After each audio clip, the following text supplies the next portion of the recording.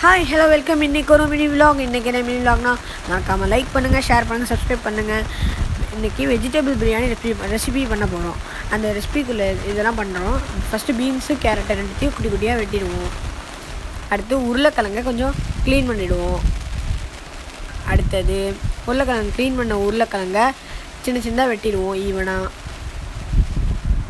இந்த மாதிரி சின்ன சின்னதாக வெட்டிடுங்க. அடுத்து வெங்காயத்தை கொஞ்சம் சின்ன சின்னதாக வெட்டிடுங்க. அடுத்தது இந்த வெங்காயத்தை க்ளீன் பண்ண வெங்காயத்தை இப்போ வெட்ட ஆரம்பிச்சிடும் குட்டி குட்டியாக. இந்த மாதிரி குட்டி குட்டியாக வெட்டிடுவோம் வெங்காயத்தை. அடுத்தது லைக் பண்ணுங்கள், சப்ஸ்கிரைப் பண்ணுங்கள் மறக்காமல். வெட்டி முடிச்சாச்சு எல்லா வெங்காயத்தையும் குட்டி குட்டியாக. அடுத்து தக்காளி வெட்டுவோம் குட்டி குட்டியாக. அடுத்தது குட்டி குட்டியாக வெட்டியாச்சு. அடுத்தது நம்ம வெங்காயத்தை போயிட்டு லைட்டாக வாஷ் பண்ணுவோம். நம்ம வெட்டி வச்ச வெங்காயத்தை குட்டி குட்டியாக வெட்டி வச்ச வெங்காயத்தெலாம் வாஷ் பண்ணியாச்சு. அடுத்தது நம்ம தக்காளி, மல்லி, புதினா, மிளகா மூணுத்தையும் போட்டு வாஷ் பண்ணுவோம். அடுத்து பச்சை பட்டாணி, பீன்ஸு, கேரட்டு எல்லாத்தையும் வாஷ் பண்ணி, உருளைக்கிழங்கு எல்லாத்தையுமே வாஷ் பண்ணியாச்சு. அடுத்து ஒரு கடாயில் எண்ணெய் எடுத்துகிட்டு ஒரு எண்ணெயும் கொஞ்சம் ஊற்றுவோம், தேவையான எண்ணெயை. அடுத்து பிரிஞ்சியில் போட்டு கொஞ்சம் கிராம்பு, ஏலக்காய் சேர்த்துக்குவோம். அடுத்தது அதெல்லாம் போட்டு அடுத்தது வதக்கிக்குவோம்.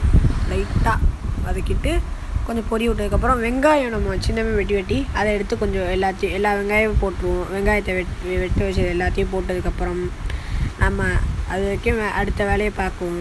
அரிசியை லைட்டாக க்ளீன் பண்ணிட்டு வந்துடுவோம். அரிசி இந்த மாதிரி நல்லா வாஷ் பண்ணுங்க.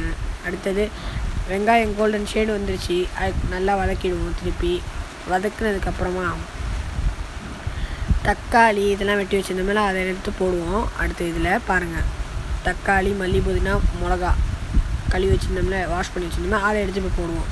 போட்டுட்ருக்கோம் பாருங்கள். போட்டாச்சு, எல்லா இதையும் போட்டுட்ருக்கோம். இப்போது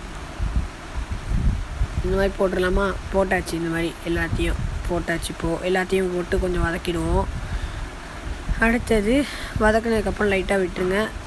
கொஞ்சம் லைட்டாக பபுள்ஸ் வர வரைக்கும் விட்டுருங்க. அப்படியே அது சூடாகட்டும். லைட்டாக நல்லா பதவிக்கு வந்தோன்னே எடுத்துடுவோம். இப்போ இஞ்சி பூண்டு பேஸ்ட்டு கொஞ்சம் போட்டு வதக்கிடுவோம். லைட்டாக கொஞ்சம் வதக்குவோமா? 3 டீஸ்பூன் இஞ்சி பூண்டு போட்டு நல்லா வதக்கிடுங்க.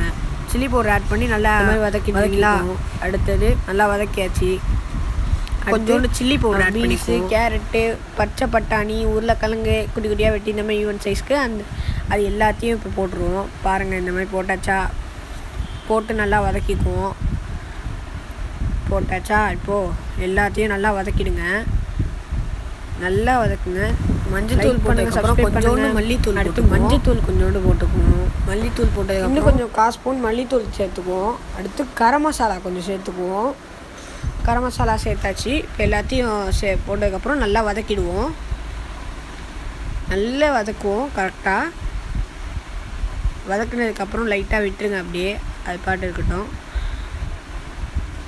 அதுக்கப்புறமா திருப்பி கொஞ்சோண்டு தயிர் கொஞ்சம் ஊற்றிட்டு, தயிர் 2 கப்பு ஊற்றுங்க, இல்லாட்டி 1 கப்பு ஊற்றுங்க. நல்லா ஊற்றிட்டு நல்லா வதக்கிடுங்க ரைஸ். நல்லா வதக்கிடுங்க. இந்த மாதிரி இதே மாதிரி வதக்கிடுங்க. அடுத்து கொஞ்சோண்டு உப்பு சேர்த்துங்க. உப்பு சேர்த்துக்கிட்டு 1 டீஸ்பூன் உப்பு சேர்த்து நல்லா வதக்கிட்டு கொஞ்சம் விட்டுருங்க. அப்படியே தண்ணி அப்புறமா ஊற்றிடுங்க. ஒரு படி சோறாக்குறோம் நம்ம, அதுக்காக 2 படி கொஞ்சம் வர தண்ணி ஊற்றுறோம். 2 படி தண்ணி எடுத்து நல்லா லைட்டாக கிண்டி விட்டுணும். லைட்டாக இப்படி தண்ணி ஊற்றி மூடி வச்சாச்சு. கொஞ்சம் சூடாகினதுக்கப்புறம் கொஞ்சம் கரெக்டாக வந்துடும். நல்லா பயத்துக்கு வந்துடுச்சு. அடுத்தது இப்போ பாருங்கள், இந்த மாதிரி லைட்டாக கிண்டி விட்ருங்க. நல்லா இன்னும் கொஞ்சம் சூடாகட்டும். சூடாகிடுச்சா? திருப்பி கொஞ்சம் கிண்டி விட்டதுக்குன்னா இப்போ அரிசி கொஞ்சம் எல்லா அரிசியும் போட்டுருவோம். இப்போது பாருங்கள், இந்த அரிசி எல்லாத்தையும் இப்போ எல்லா அரிசியும் போட போகிறோம். பாருங்கள், குட்டி குட்டியாக எல்லாத்தையும் டக்குன்னு போட்டுருவோம். அரிசி எல்லாம் பாருங்கள், அரிசி போட்டுட்ருக்கோம். பாருங்கள், அரிசி போட்டுருக்காங்க. மெதுவாக போடுங்க. ஸ்பீடாக போட்டிங்கன்னா தெரிச்சிடும். அதனால் மெதுவாக போடுங்க. அரிசி போட்டாச்சு. இப்போ நல்லா கிண்டி விட்டுருவோம். திருப்பி மூடி வச்சுருவோம். இப்போ மூடி வச்சு ஒரு 10 நிமிஷம் கழித்து வந்து பார்ப்போம். லைட்டாக இந்த மாதிரி ஆகணுன்னா இந்த லெவலுக்கு வந்தோன்னா லைட்டாக கிண்டி விட்ருங்க. இந்த மாதிரி கிண்டி விட்டுங்க. திருப்பி இந்த மாதிரி நல்லா நல்லா கிண்டி விட்ருங்க. இந்த லெவலுக்கு வந்து நல்லா கிண்டுங்க. அடுத்து திருப்பி மூடிடுங்க. அடுத்து இந்த லெவல் வந்தோடனே நல்லா இன்னும் கொஞ்சம் அதே மாதிரி நம்ம கிண்டி விட்ட மாதிரி நல்லா கிண்டி விட்ருங்க. இந்த லெவலுக்கு வந்தோடனே பாருங்கள், இப்போயும் இவ்வளோ சூப்பராக இருக்குது. சாப்பிட்டு ரொம்ப செம ருசியாக இருக்கும். இந்த மாதிரி இந்த மாதிரி இந்த மாதிரி லைட்டாக இது பண்ணுங்க. அடுத்தது இந்த மாதிரி பண்ணதுக்கப்புறம் இதே மாதிரி ஆகிடும். திருப்பி கொஞ்சம் லைட்டாக இது பண்ணி வச்சுருங்க. அதுக்கப்புறமா மூடிடுங்க கொஞ்ச நேரத்தில். இது கொஞ்ச நேரம் மூடாதீங்க. லைட்டாக இது கொஞ்சோண்டு நெய் சேர்த்துங்க.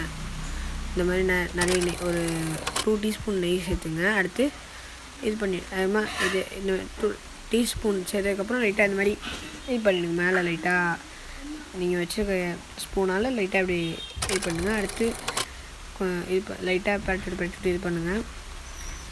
பரட்டிவிட்டதுக்கப்புறம் இந்த லெவல்லே இருக்கட்டும். அதுக்கப்புறமா மூடிங்க. திருப்பி மூடி கொஞ்ச நேரம் கழிச்சு